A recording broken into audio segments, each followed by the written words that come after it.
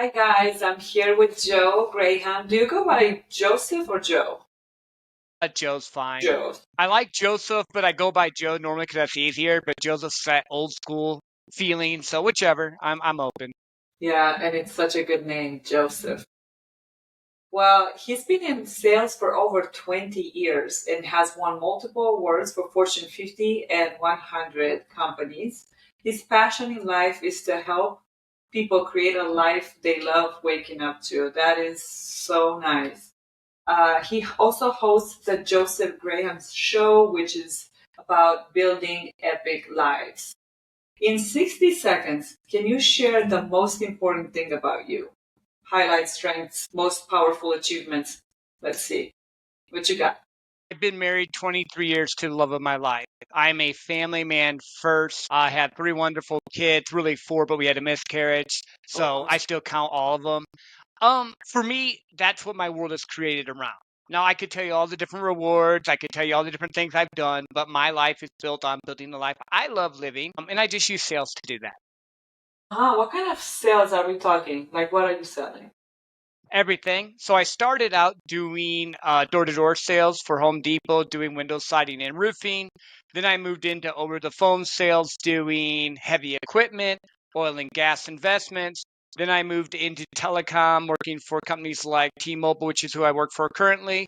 I work for Spectrum Enterprise. I do my own sales coaching. You name it. When it comes to sales, I've done B2C, B2B. I've done the whole gambit, but I really love B. I like the relationship part of it. Very cool. What do you have on your desk, Joe? On my desk is chaotic. So I have that ADHD crazy brain. So I'll have folders, I'll have papers, I'll have all that stuff. But the camera that you see behind me will have it has my awards just because people need to see that for validation. It has books and stuff I like. But my desk is messy. And right now in front of you, what's the first thing you see on your desk? Well, I'm not at home. So right now I see a water bottle on my left and a mouse on my right and then a coffee pot because I'm in a hotel room. Okay, so we have a little. Let's see. I'm gonna try a little scenario before we get into the big scenario. You have to sell me that bottle of water, but there's a little obstacle. I am a person that cannot talk. So let's see. How can you sell me that bottle of water in a minute, You knowing can hear. that yes, I can hear you, but I can't talk right now. Got you, got you. No, I understand that. So here's the thing. Everyone gets thirsty and everyone needs to drink something. So I know that a lot of times it's hard to express ways to get you to want to do something if you can't respond. But I'm going to ask you a few questions. Just nod your head yes or no. When you drink water, do you like drinking distilled water or do you drink more like purified water? Wait, that's bad. Let me catch myself again because, again, you can't talk. So I had to rewind. We all need water. I bought this and, oh, I see you have water. So you drink mineral water. The problem is that I have Aquafina. I am only drinking, or you drink Body Armor. That has stuff that they put in it sometimes. That's what I'm saying. I bought this because where I was at this is all they had available and I drink about half my body weight in ounces. If you don't drink, you're going to die. So you probably should get water in, but in reality, you need to drink the water that works for you. So I can't really sell you this per se in the sense of selling it, except for if you're thirsty, nod your head. Okay. So you have a couple options. You have the water right here, or you could get soda, or you could get coffee. Since you have water available, I would drink the water. Now, a lot of people drink I think that's Celsius drink, if I looked Yes, at that it's right, if I bad. caught it. But here's the thing. Water is what we're made up of. You have to drink so much. In fact, I actually try to drink about half my body weight in ounces. They say medically that's a good thing for you to do. It flushes your system. It does all the different things. So while the energy drinks and all that stuff have some benefit, water's your best option. But I've never sold, and I'm always upfront and honest, I've never sold to someone that couldn't talk back to me unless I could write in front of them or I could type to them. So not having the ability to write or type to you, I'm at a loss. I love to challenge people. That's awesome. I think you did a great job. Like, again, I just have to adapt. I'm like, well, how can I get and then my mind went to, oh, wait a minute, she can't respond. So then I had to think, wait, nod your head up and down. And all that is just figuring out how can they respond or how do they like to respond. That actually leads to a good point. Some people want to be verbally communicated to and have that face to face. Some people want to have just written communication. Some people want you to send them a video of you on a beach, tell them how great it is. Figure out what their buying signs are and go with it. Right. Yes, that is key. And you won multiple awards in sales. So for Fortune 50 and 100, that's pretty impressive. Could you share one sales strategy or approach that you feel significantly contributed to these achievements? Yeah, it came down to, I'm going to give you two because they're combined. One, I've always made in sales we call it our pitch, but I've always made my reach out about them, not about me, not about my product, not about my company, not about my service. They don't care. They only care if my service or product can help them. Two, I'm stupidly boringly consistent. Success is boring, is doing the right things over and over again with the known results. I do my emails every day. I do my calls every day. I do my LinkedIn outreach or social media outreaches every day, Monday through Friday. And that compounding effect of making it about them and the touch points, that's how I want. So every day doing the same thing. Wow. It's fitness too. It's life too. If you want to be healthy, you got to eat good. If you want to get fit and get big muscles, you got to lift. Like, success leaves clues. It's always there. Yeah, that is so true. What is the difference between a good salesperson and a bad one? You said between a good and a bad one? Mm-hmm. Bad ones get the thought process in their head that they have to just get one great big deal. And they only shoot for home runs. They always go after that one big deal, but if they fail, they're not there. And then a lot of times they don't put the work in to do it. They just dream about it, think about it. Like a lot of entrepreneurs, or what I call people that say they want to be entrepreneurs, so they're really not doing the work. That is then the difference. Because if you think about it, everyone has a level of talent. But if I'm working my butt off and doing as much as possible every day and enhancing my talent, I win. I beat people that are way better than me. I've gotten deals that they said no one can get this deal because I just didn't give up. I just kept finding a reason to connect with them, find out something about them. In fact, a deal I'm working on right now that has like 1,000 lines. So to put in context, that doesn't matter to people. It's probably going to be for the company I'm working for if it buys between 5 and 10,000 monthly recurring revenue, right? I didn't get the guy from pitching T-Mobile or any of that. I got the guy from, he had a little AI tool on his LinkedIn, and I started reaching out to him about that. And guess what? We became friends. Now that we're friends, oh, wait a minute, you do this with AI too? Cool. I invited him into my world, and now we're working the process. So I know that's a little bit of a roundabout way, but it's really putting the work in, leveling up and doing what you need to do, and humbling yourself if you don't know how to do it, and finding a mentor, a coach, a book, a podcast, some way to level up. Because I'm really good now. I sucked when I started out, to the point the first guy I talked to when I was selling roofing, windows, and all, I was doing a gutter job. You don't need a flip chart for gutters. I literally looked at the guy I was trying to do a flip chart. This is dating me 20 years ago. I said, I can't do this. He goes, bro, I like Home Depot. It doesn't matter. I'm going to buy. I have my card. I know you're green. I'm just letting you go through the process. And I learned it wasn't about me at that point. It was for me. It was embarrassing, but it was for me at the time.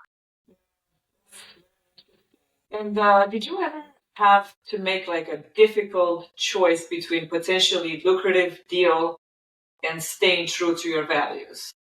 Like, Yeah, I left the job because of it. So I was selling oil and gas investments. When I started out, I was told the wells were producing. I was living in Texas. We were doing wells in West Virginia. And a good oil well should be doing 100 barrels plus a day, just to give you an idea.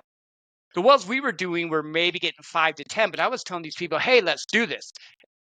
To say I walked away from lucrative, I made $25,000 in 7 minutes the day after Thanksgiving once from a client because I had gotten him to invest in one before. And then he comes back and goes, I want to do 2.5 points, which is $250,000 investment, which means I got 10%. Happy day, 7-minute conversation. That's how it's going to be a couple hours. We'll come to find out a little bit later on, because that was one of my first ones that I closed. The wells were only getting 10 to 20 barrels a day, which means instead of him getting his money back quickly, it was going to take way, way longer. And I have to sell what I believe. I can't sell if I don't believe it. So I literally went from making over 100K, doing well, left the job, took a job with the third party company trying to sell telecom, ended up being on food stamps, ended up being driving Uber with a family of 5 because I couldn't sell something I didn't believe in. But things happen for you. That led to me to getting into Spectrum Enterprise, where we talked about me winning the 4 President Circles Award in a row. I had to door knock and sling cable for a little bit, but then I got into their actual B2B side, which I'm really good at. And I started to thrive and grow. And I knew that if I sold them internet from Spectrum, they were going to do what they're supposed to do. If I sold them cell phones from Ring Center, they were going to do it. So 100%, most people would not have walked away from what I was walking away from. So I admire you for that. That is a good quality to have, for you to stick to your values. And what is the most significant personal sacrifice you've made on your journey to success? And looking back, would you make the same decisions again? It's the hours in the beginning. And I would make the decision 100,000 times over again because of the life I live now. What most people don't realize is that when you're building a business, you're building a sales team, whatever that is for you, in the beginning, you're going to have to eat crap. I'm watching my words, make sure, because I don't know if you swear or not, so I don't want to make this explicit. Okay, cool. I just wanted to make sure. We call it eating shit. You have to put the work in. You have to do the hard stuff in the beginning. Every time I shifted jobs, I went from the top guy to I have to refigure this out and make it happen again. I had to humble myself and do it and put the hours in, which was it's rough. It's not like people look at it now and I work 5 to 6 hours a day because I'm really good at what I do. But in the beginning, I was working 10, 12, 14 hours a day and then reading and doing stuff beyond. And I talked to my wife and I'm like, hey, right now I have to focus on this so that we can do what we can do. But don't feel too bad for her. We've gone to Hawaii 4 or 5 times in the last 2 years. I took the kids to Disney. We're doing good now. But in the beginning, she had to partner with me. And I'm going to have to say this. If your significant other, wife, husband, whatever, doesn't line up with it, it's going to be a very hard role. She worked in the beginning when we had littles because we were just building the life we love. But then when we had our third, she was able to be the stay-at-home mom that she wanted to do. I mean, I'll support her whatever she wants to do. She wanted to stay home mom. I took responsibility, stepped up and just covered the rest of it. But it's that journey that I think most people don't understand. I will say this last thing with it, and I know I'm giving a lot of words here. The shortcut is the long game.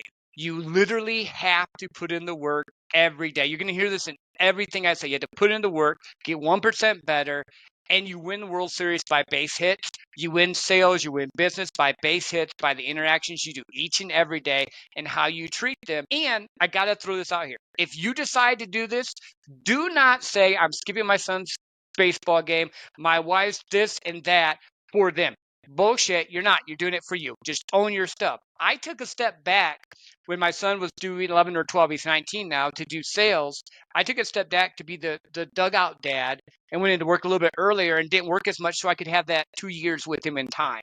So again, I am the anti-cliche guy. Like if someone tells me I'm doing it for them and they're never spending time with their family, I'm going to call them on it every step of the way. Like the family, I see you're really a family guy. That's amazing. And the fact that, like what you just said, a lot of people do say that, and it's like, why do you victimize yourself like that? Like you're not a real man if you're out there acting like a victim for trying to be a man. Like, no, if you want to be with the family, be with the family and figure the other man out and find ways. But you can't bitch up and all these other things. Talk about like, hey, I'm doing this for you. You're doing this because you're a man, and if you want to spend time with the family, then you can do that too. So how do you manage both? How do you balance? Yeah. Well, and maybe I'm a little bit unique, but I just think this is what you do. I get up earlier. I stay up later when I need to, but when I have family time set up, I set up family time because I don't only just work for a Fortune 50 company. I do sales coaching on the side and I run a podcast.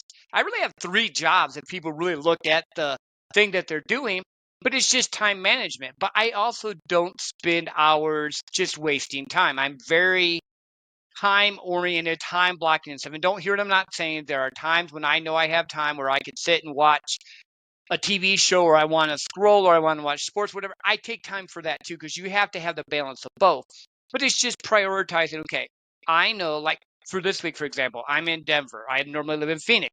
So for 3 days, I'm here working. But since I know I'm here working, I'm going to put more time into working right now because I don't got anything else to do. And then when I get home, I can take time back and spend it with the family. And then we have pugs and dogs and stuff. And I can do stuff there. I like to hike and walk too. I'm an introvert. I know this might sound funny because here I'm spitting fire, but I'm really more of an introvert to fuel myself. So I had to have time to do that too. So I just schedule it. I like that. So you just basically have everything very regimented, like on your schedule. But fluid. Remember, I told you I like the chaos. So like I tell people to time block and give them an idea. My time block stuff's a little bit different, but you have to learn you and how you do things and how you operate. Very interesting. What about, I think I'll have one more question on sales and then we can move on because there's a common stereotype for salespeople that, everybody's saying that they're mainly self-interested, right? Mm-hmm. How do you challenge this perception, and what do you think the future of sales looks like in terms of authenticity and building long-term relationships? I'm the anti-sales person. Normally when I'm talking to someone, they feel like I'm a business owner. So like I don't do the gimmicks or anything. If we were doing a sales discussion, like, hey, look, we're doing a 10% off right now on this. I can get you this phone for free. I can get you XYZ for this. I want you to know this upfront because that's just the stuff I know I can do. But really, I want to find out about you and what you're doing. Because again, the reason it feels that way is too many people have been gone into like a car dealership or somewhere else. They take your keys and that they hammer you and they say, well, if you can do it today, I can get you this discount. No, I can do it tomorrow. I can do it 3 weeks from now. What is your need? Because if I can shift it to your need and your want, and when I train people, I use this as an example, and I train guys more, but it works for girls too. It's really simply this way. Sales is like going to the bar at like 6 or 7 o'clock, trying to get the girl to go home by 8. Order taking is being at the bar at midnight, and they're going to pick someone anyway. So you just might get lucky. So you have to make it 100% about them. You have to overcome their objections. In fact, I look for a no on purpose. I want you to say no, because if you're saying yes, yes, yes, it's like the girl at the bar going, oh, yeah, yeah, yeah. And she's just getting free drinks and she's going to bail. You want the objection because then once you have the objection, you can overcome it. And then to your second question, it's all about branding and authenticity. When you look at my page, you're going to see 3 things. You're going to see my family, a little bit because my wife is pretty private, so I don't show too much, but everyone knows I'm married. You'll see my pugs, you'll see me walking, and you'll see me talking about sport, sales, or history because I'm just that type of person. So you kind of can get an idea of who I am. But when I'm in a conversation with someone that I'm working with, it's 100% finding out about them, being inquisitive about them. I know I'm talking a lot right now. Normally, I don't talk much. Normally, I ask questions and then listen and ask another question and listen and ask another question. And authenticity is being yourself. You don't have to be Hermosa. You don't have to be Andy Frisella. You don't have to be anyone, Grant Cardone, Jordan. It doesn't matter. Don't be them. Be you because they're going to buy because they like you, they trust you, and you can fix their problem. Yeah. You're so funny you mentioned Grant Cardone. I would not want to be that guy. No. Well, that's more of that old school hammer sell is what I call it. They just keep, if you do this, boom, and then they just keep crushing you, and then they get chargebacks, and I don't got time for that. I'd rather you be happy. I have so many from obviously it's not him personally. It's probably one of the automated emails that they send out. I don't know how I got to receive all these Grant Cardone emails, and I'm like, guys, I gotta just delete all this stuff every day. Too pushy. Who is that one guy you look up to? Well, I had 3 people hit my head. I'm going to give you quick 3. I know I don't ever follow the rules. I look up to my friend Brian Bogart because he's the most authentic person I know. I don't know if you know him. If not, I'll get you an introduction. Yeah. He has the ability to look into your soul and see you, but love you for that. So he's just a great, awesome, amazing human. When it comes to business, I look up to Steve Sims. I was in part of his mastermind group. The dude has done stuff that blows me away, and I love his book, Go for Stupid. So that right there is just like another one of my friends. I love that aspect. And then the third one, I don't know if you know him, you may, is Qasim Aslam. The dude is so brilliant. I had him on my podcast. I'll introduce you. He has a mind that is crazy. But to give you kind of credibility, he's taken like 7 businesses to over a million. One he had I think, two like $40 million exit or something. But he's the most down to earth, humblest, amazing human. And they talk about your circle and who you want to be around. These are the people I hang out. Well, I wouldn't say hang out with, but these are the people I interact with. Like Brian and I hang out. We live in the same city. We go to get coffee. So that's a little bit there. But it's just those 3 people probably have influenced my life the most in the past few years. And you're also friends with Chip, right? Yes, I love Chip. Chip Who's is an awesome amazing. The guy. book Jedi. That's how I met you. Yes, yes, he is awesome. And I want to know, before we move on to some fun questions, well, now that this is not fun, it's probably going to be very fun for you. I want to talk about relationship. What advice would you give? You said you've been married for 23 years. Wow. So 23 years. That's a long time. How, say, if you could give someone advice, like marriage advice, the best advice, what would it be? What would that be? Love is a choice. My wife has changed 6 times since I met her. I met her when she was a teenager. Then Wow. she turned into her 20s, into her 30s, into her 40s. And who have I? I'm not the same guy she met.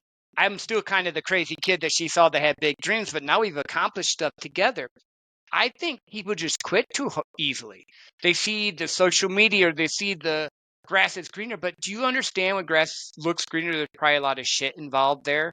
They're just showing you the highlight reels. I married my best friend. She was my best friend, and I just want to go through life with her. And because I come from a place of that, there's romantic times, there's fun times, there's times we haven't liked each other. There's been times in 22 years, and she would not argue this point where we looked at each other like, I don't even want to talk to you. But you get to the point where you're like, I made a decision. I'm very big on commitment. There's a very few things that could make me say, no, I'm done. But there's that.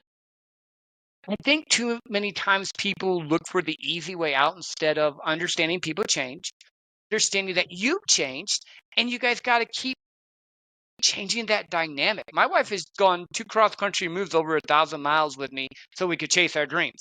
Why would I now? Because I'm gonna speak to guys because they say this is true, and you can tell me if you think it's the way. When a man is building and he doesn't have money and all, that's the hardest time for a woman to stick by her man because of how they're made up. Men, when they get super wealthy, rich, or think they've made it, seem to want to upgrade in their mind. And I'm sitting here going, my wife went through me when it was the hardest. Why would I walk away from the woman that believed in me, trusted in me for something else? It doesn't make any sense to me. I am an old soul. I admit it. Like I don't. I've joked with her. I say, you ever get tired of me? Just kill me. I don't want to start over. I don't want to think about it. I have a good life insurance policy. We're good. Don't take that wrong. But I love it. Everything you said. I almost got tears. I was like, oh my God, this is so true and so beautiful. Yeah, she's stuck by you. She's actually, she pushed you, motivated you. And I don't know why a lot of men, yeah, they do that. They probably think, oh, I need to elevate. She's a reflection of me, and now this one is kind of raggedy. She's not, So, I don't know. That's it's stupid gurus that are saying you need to upgrade, but they've never had a good relationship in their life, and they just keep trying to find someone else instead of fixing themselves. That's what I think it is. wow. Yeah, that is brilliant advice. Thank you, my friend. That's awesome. Now I have 3 quick, fun questions. I don't know, we'll see about the fun, but they're definitely quick, and the answers have to be quick as well. If you could sell one thing to anyone in history, what would it be, and to whom would you sell it? One thing, living the life you want to wake up to. And I would sell it to anyone only because of this. We only get one trip here. We only have so many times around the sun. Live a life that you love that's fulfilling to you. Doesn't mean you have to be a multimillionaire. You can. or you can be making 50, 60,000. I don't care. What makes you happy? What if they don't know what makes them happy? Find out. Search it out. You're worth it. Look inside. Ask people what they see in you. Read books. Figure out a way. I'm a very curious person, and I was not this way before. I used to be very like people pleasing and all, but you just have to try things out. And then if it doesn't work, change. Yeah. Love it. Imagine you're selling an invisible product. How would you convince your customer of its value? Sure. I'm going to tell you air. You can't see it, but you can see the trees blow through it. If you don't have it, you're not going to make it. So with this, it's a need that you have more than anything. And it does a few different things for you. One, you can see it in the breeze. Two, it can cool you off when you're on the beach or in the desert or whatever you're doing.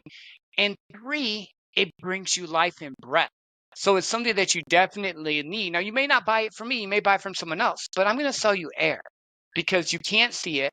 You can't taste it unless someone else gives you a kiss because you can catch their breath, not yours. But it's something that we all in life need. Nice. For that one. If you could have any superpower to help you with your sales, what would it be and why? You're going to laugh. I don't want a superpower to help me with my sales. I just want to connect with people and have fun and help them solve their problems because I don't want it to be forced. I want the relationship to be built, and I want it to be authentic and genuine. Wow. And so there's nothing to add to make that even more genuine? Well, see, I watch superhero movies. So, like, if I think of a superpower, I'm thinking of like time travel because I'm a weird nerd like that. So, I guess that would work because I could be at more appointments faster because once I get done with one, I could go to another and connect time. I don't want, I guess I think of superpower as an advantage I don't think I need. I just want to help the people I can help. Nice. That is really nice. And I want to get to do a scenario. So now you're like, man, this is working here. This is no fun, but we're going to do this. It's called the skeptical client. Okay. You are selling a high-end smart home security system. This new model comes with advanced AI-driven facial recognition, improved motion detection, and a more user-friendly interface compared to the earlier versions. So the client's background: the client previously purchased a basic version of a security system from a different company, which failed to alert during critical times and was difficult to operate. The failure resulted in a break-in and loss of valuable items, leaving the client distrusting similar technology. I am the client. Let's see how you can sell me this product. Sure. So, my first question is really simple. Was your family affected by it, or did you just lose an item? I lost very important items.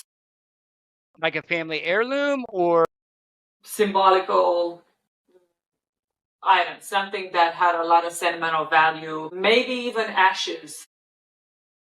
Someone's ashes. Ashes. Ooh, that's even more. I was about to say. So, if it was ashes, was this like a parent or a grandparent, or if this was a symbolic item that you had, was it someone that was really close to you that gave that to you? Honestly, I have to put myself in a different character because I'm a Christian Orthodox. We don't burn people. We bury them. But to make it very hardcore and just, more intense for the sake of this exercise, it's my grandmother's ashes. Got you. Got you. Were you able to recover them after they stole it? No. Do you have the ability to get any more? No. I am I so can't sorry. bring her back to life. Yeah, first and foremost, my wife has ashes of her pug and her grandma. Like literally they do. So understand that's super important, super valuable. Is there any other items in your house that are like super important, super valuable like that someone could take? Well, yeah, I do have other items that are very important. Do you have kids or small pets or anything in the house? Yes, I have pets, no kids. Got you.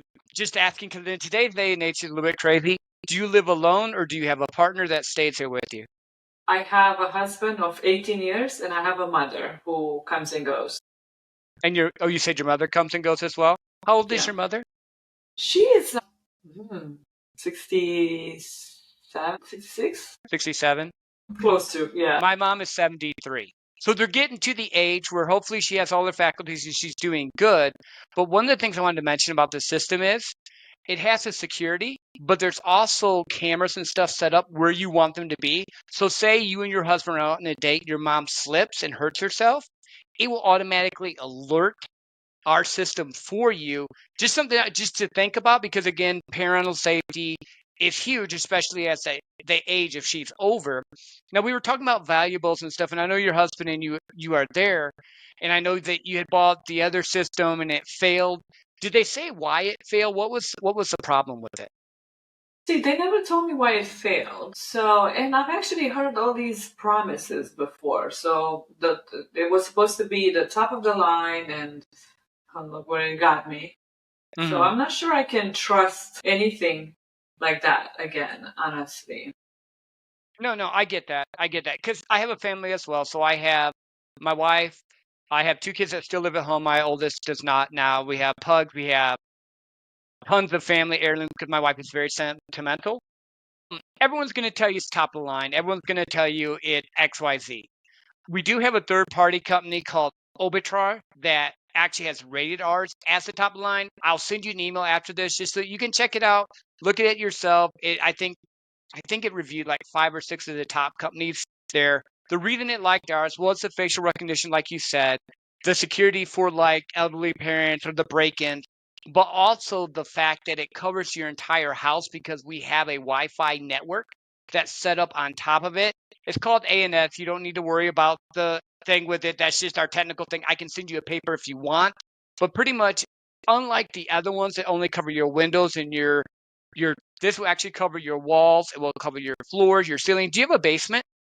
No, I live in Okay, Vegas. cool. I just wanted to make sure if you had a basement, we have stuff that we can put on for there as well. Now I'm going to tell you flat out, ours is not the cheapest. You already knew that when you called us up. I'm quite sure we told you that we're not the cheapest. The reason we're not the cheapest is because, according to, like I said, the third party source, they do better. What I can tell you is this: I'm going to let you try it out for 30 days. I want Mm. you to taste it, touch it, feel it, experience what it can do. Now, after that 30 days, I'm going to give you a call. In fact, what I'm going to do is I'm going to get on your calendar and we're going to go over it, because at that time, I'm going to say, hey, do you want to keep this or not? No charges, no nothing. You experience for 30 days. You get the peace of mind. You can look at the demo. You can look at everything with it. And then if you like it, we move forward. If not, my guys would take it out.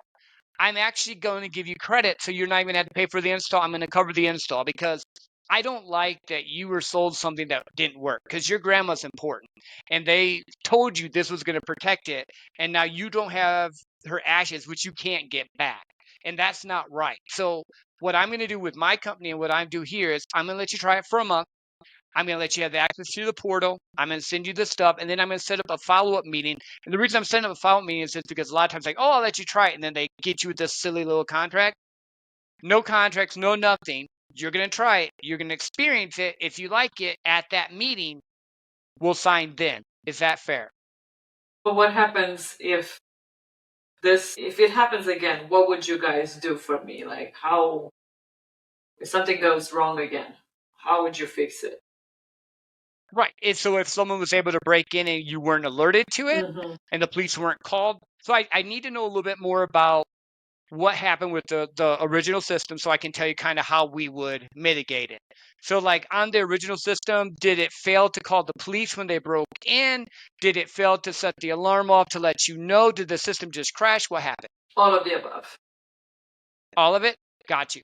Um, if that happens with our system, we have a liability insurance that we have set up that covers you up to 100,000 with our normal package. If you want to get more because you have more valuable stuff, we can go up to 250,000. That does cost a little bit more. You know how this works. Again, I'm telling you everything up front because I don't do gimmicks and games. I want you to be protected. I treat this like my business, not like I'm the sales guy with it. This is all in writing. So when you look at the contract, I'll have everything listed out, point 1, point 2, point 3, point 4, and we'll go over them again because I'm going to go through the whole steps and process with you, and I'm going to make sure you understand what the process is. I love it. I also did another little thing there. Once I delivered that, I was not going to talk until you talk, because he who talks first loses at the end. That's just a little sales tactic that once I hit you with the value proposition, I didn't ask you to buy. I just hit you with the value proposition. I wanted you to talk, because either you were going to say, I love it, or you're going to have another objection. Yes. And I think you're a brilliant salesperson. I am one of those people that I think maybe because I've had so many solar panel people come at the house. And now, we got the solar panels, although I was very much against it for a long time because of all the research that I've done on that. But then at the same time, you know what? My husband said, let's do it. It's fine. So that was his decision.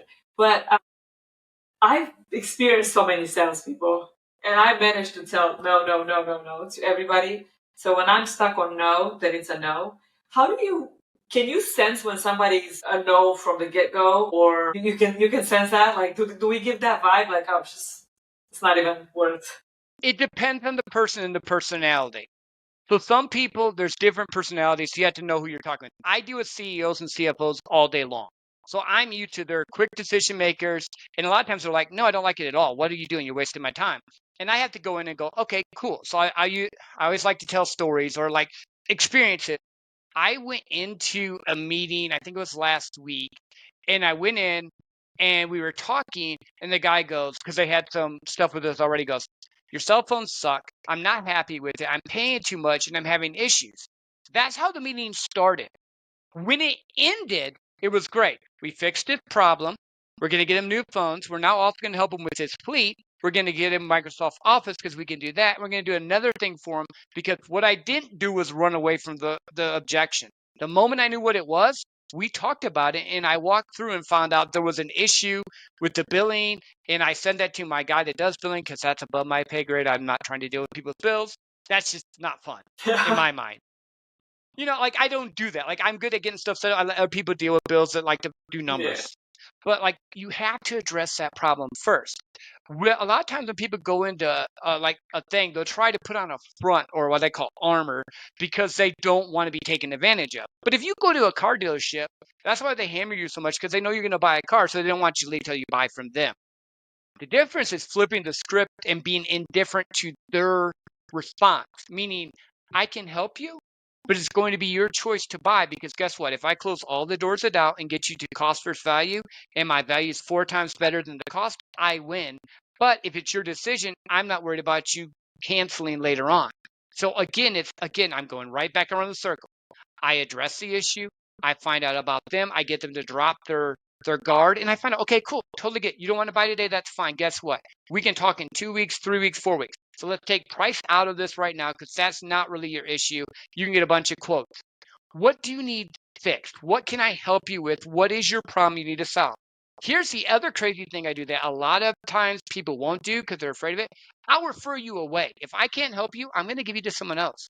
I won't get paid off it. I'll be like, no, you need to go talk to Tim down the road. Here's his number. Here's his email. Tell him I sent you. You know what happened?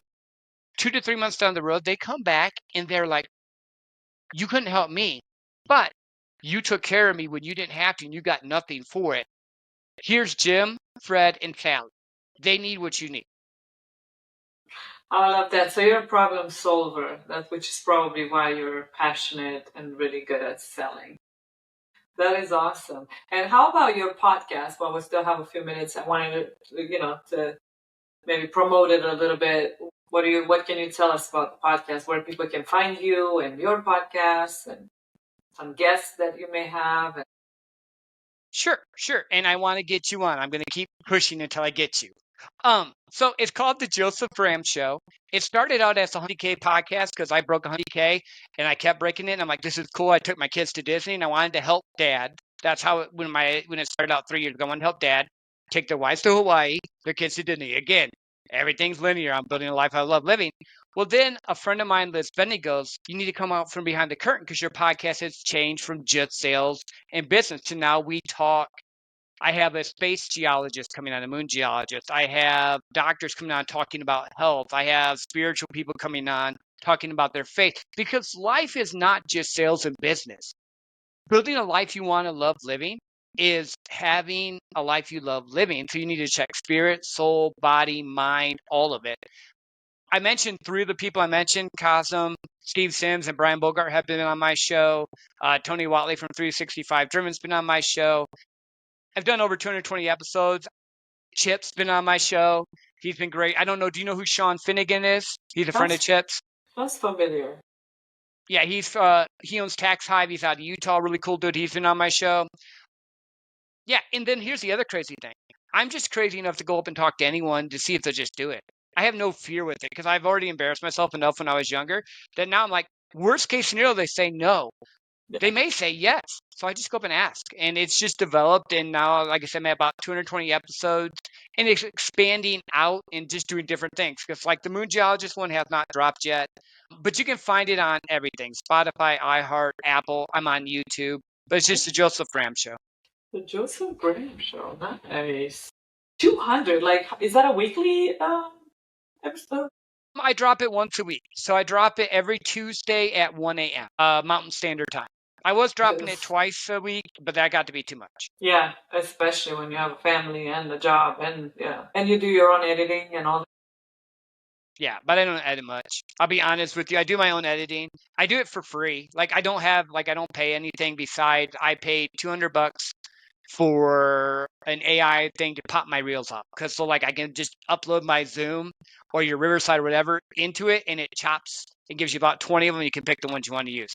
For me, that's where I like AI, because that doesn't take any of my voice away, but it makes my life a little bit easier and smooth things out. Yeah, that's true. What do you use? Opus? No, it's called Video AI, which was just bought by Q something. I don't know. A buddy of mine, Eric Allen, got me on it 2 years ago, and it's just worked fine. So sometimes if it's not broke, I don't try and fix it. I'm just too busy. Yes. And it does captions too. Yeah. It adds. Yep. Nice. Yeah. And what other AI tools do you use? For the podcast, that's about it. Like I use AI tools in B2B. I use Outreach, which is an automated email system, and then I can make phone calls. I use ChatGPT and Copilot because I do. I use Copilot for my show notes for the podcast because I'm doing it. So I'll type in the bio, the person, say, give me show notes on the Joseph Graham Show, blah, blah, blah, and it pops it out for me. Anything I can do for a time saver or to enhance what I'm doing. I have dyslexia a little bit, and I'm a little bit ADHD, so word spelling sometimes don't always work as well for me. Even though I did write, and I still do write science fiction and fantasy for fun, I know I'm a weird dude. I have a bunch of stuff, but AI has helped me with that type of stuff too, grammar and all. Yeah, you do have a unique personality, which is awesome because those are the people that make it, honestly. You're not plain Jane. Well, I mean, you're a man, so you're not plain John or whatever the expression would be. It's all good. Yeah, that is awesome. I'm happy we had this chat. So much useful content, so many great tips here. Is there any question that you wish I had asked, but I admit it? I don't think so. Like I talk a lot on mindset. I talk a lot on. I may even write a book. I don't know. I'm just a very adventurous person with that type of stuff. I don't think there's a question that you didn't hit because I'm so into organic conversations and curious and learning about people. I don't like getting the questions ahead of time. I've had people send me questions for the podcast, and I email back. I'm not looking at them. Just ask me because I want you to have my authentic answer. I don't want the bullcrap answer I would give you if I studied and researched it out. Really?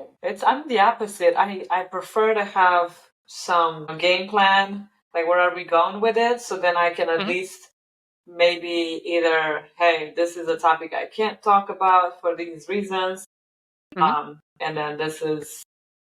Well, that is on my intake form. I ask, is there anything you do not want to talk about? So I cover myself with that one because, again, I don't want to step into something they don't want to talk about. But the people I have on, I at least kind of have an idea of who they are for the most part. I don't typically take the people that reach out to me. I like to ask. and get to know them first. It's just better that way. Now, I have taken some, don't take that wrong. There are people out there and they give me enough or they're interesting enough, I'll bring them on or I get a referral from a friend. I had 5 questions in the beginning. First 10 episodes I did. And I had my friend Tracy Brickman on, who is Dark Horse entrepreneur. He's done more podcasts than I can think of. And he's like, Joe, you're a salesperson, just asking questions. That's what you do anyway. And all of a sudden I'm like, oh. So if you really want to laugh, go back and watch, because it's on YouTube. It's on all of them. I don't hide any of this. Go back and listen to one of the first 10 episodes and you'll hear the same 10 questions or 5 questions I was doing. And then after that episode, you'll start seeing it start to change and grow and get better. And if you're thinking of doing a podcast, I'm going to throw out here, your first 20 episodes is going to suck anyway. Just do it. It's okay. Really? First 20, huh? I say first 20, really first 10. I don't know. For me, sometimes I thought it was like the first 50. Because like I'm just like bumbling through and doing my stuff. And I guess it's for me, I don't care how I look because I'm confident now in who I am. But I was not before. Maybe that would have been the question I would have asked you, because I know I'm exuding confidence now. I know I sound like I'm just the shizzle or whatever, but I was not that guy. Yeah, I made that one up. I was not that guy, though. I was the kid that would always adapt and chameleon into and people please and do all this stuff and had no self-worth and none of this stuff. And then all of a sudden, it came to a point where I changed. I started realizing who I was. My wife was part of that. Other people in my life were part of that and the value that I brought. That's what I said. I've changed multiple times since I got married when I was 24. Yeah, I'm 47 now. I had to think about it. Well, you aged well. Men usually do. They age like the freaking wine. I'm jealous of them. What you call it? You know, I'm going to throw a random question at you, because I still see we have 11 minutes left. As a family man, right? What are your thoughts on the whole Kanye and his wife at the Grammys? You're going to laugh. I didn't see Kanye at the Grammys, but is that the one where... Give me a little context. Sorry. He brought his wife at the Grammys wearing a plastic see-through, completely just... She was nude. No underwear, no bra. And he just took off her coat and just looking. And there were kids. He's doing it for branding.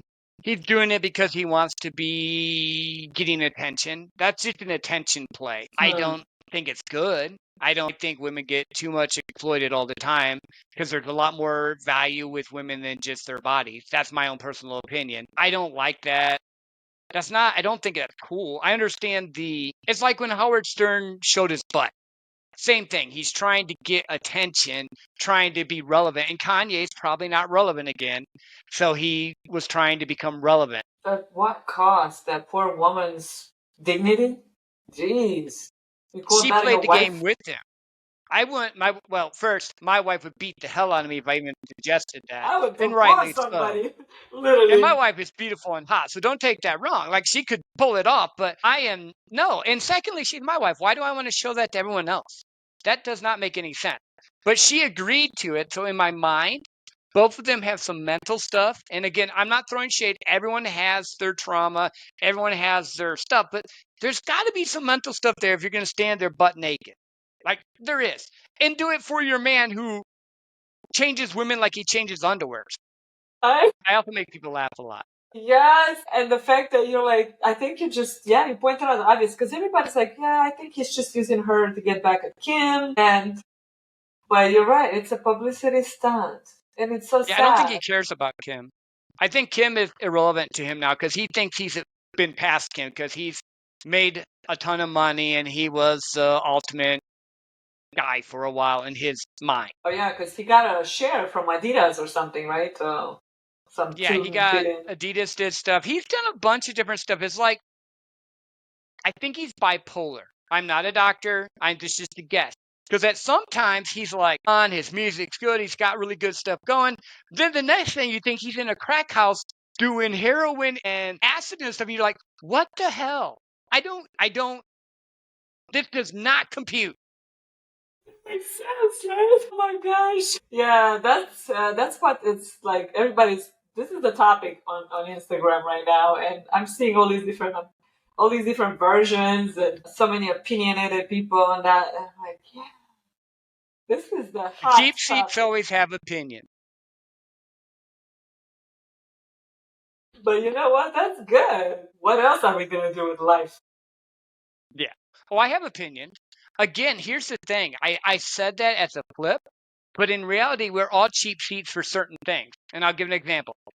Elon Musk has built a crap ton of stuff, and people make fun of him, but he wins. He finds a way. Everyone complains, and then they applaud. In fact, he had a quote, and it was from Steve Sims' book, so I want to make sure I give credit where credit's due, where he says they always will laugh at you right before they applaud. And in life, there's certain things that I'm a cheap seat person. Like I like sports, but I never played professional sports. I'm like, I could do that better. I'm a cheap seat fan there. But you get me in the sales world, I'm the man in the arena, like Teddy Roosevelt talks about. So we all have Yeah, it. it's true.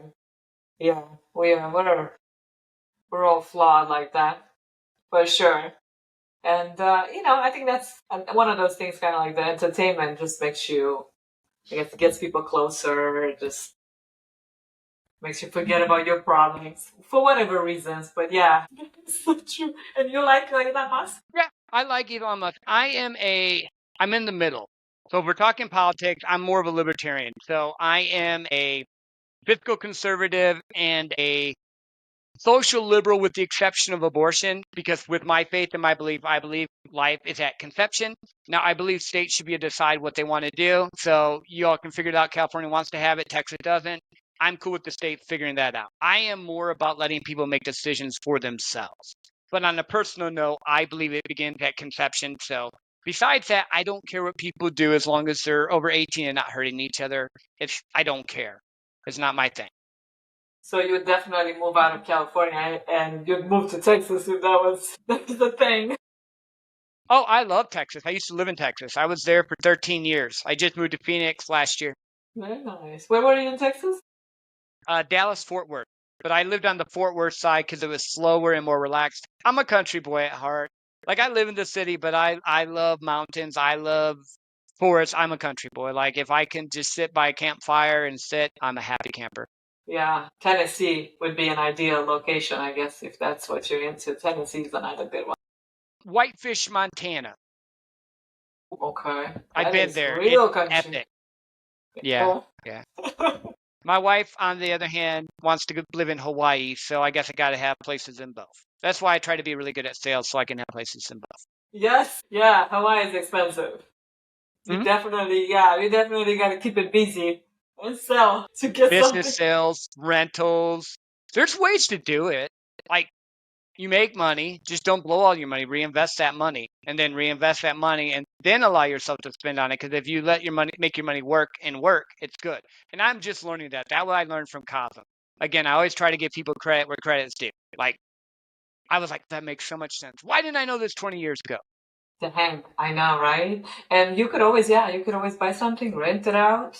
Just make sure, um, what you call, even if you buy it under an LLC, that could be maybe get in some people with you guys and share that and still have Yep. your I have a have friend that I'm working on doing that with right now, and she wants to be the managing partner, which is even better because it's not my zone of genius. I would be the cheap seat. Oh, I think this would be great here. This would be great there. And she'd be like, no, we need to make money. We're going to do this.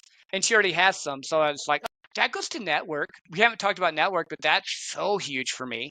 Getting around the right people and making them, not making them, they just challenged me and made me step up and become the person I'm supposed to be and allow me to have a voice when I was scared. yeah. That is having the right people around you is crucial. I agree. Yeah. Well, Joe, we reached the top of the hour, and I am so appreciative of your time and amazing insight and tips and advice and everything. Hopefully, I'll decide to be a guest one day. But when I do, for sure, you'll be the first to know. Awesome. And the door's always open for you when you're ready. And if it's not something you want to do, that's fine. I'm just going to keep asking until you give me a concrete no. Because you haven't given me a concrete no yet. I'm still debating which route am I going. But yeah, thank you so much. I don't want to be greedy and take up too much of your time. I know you're there working, but I really appreciate it, and I will send you the links as soon as the episode is edited. Awesome. Thank you Thank for having you, me on. I Joe. appreciate you. Thank you so much. Have a wonderful day. Thank you. You too. Thanks. Bye.